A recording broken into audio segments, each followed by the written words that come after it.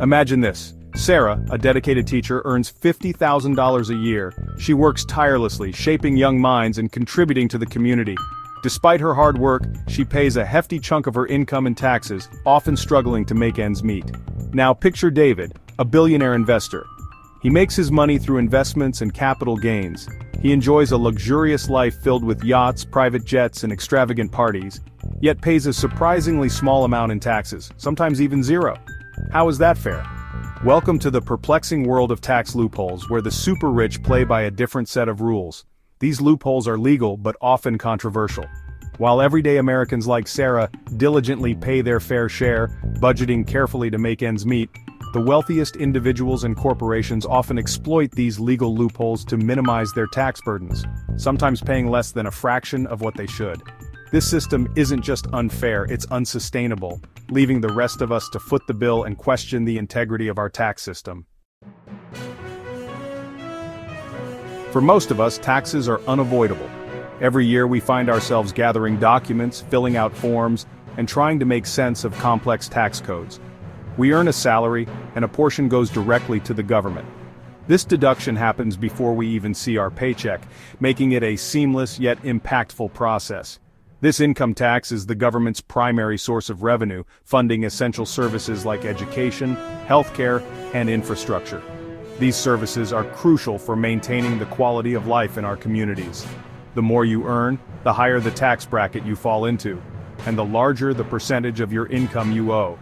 This can be a source of stress for many, as they navigate the complexities of tax laws. This progressive system aims to create a fairer society, but it primarily impacts wage earners, not the ultra-wealthy who accumulate wealth in different ways. The rich often have access to tax loopholes and strategies that minimize their tax burden. Here's the secret the super rich don't want you to know. They've figured out how to make money without technically earning income. Instead of relying on salaries, they hold their wealth in assets like stocks and real estate. These assets appreciate in value over time, but that appreciation isn't taxed until they are sold.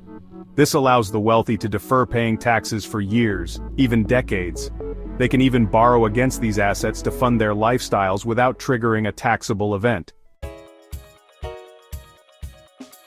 Section 4. Living large on borrowed bucks.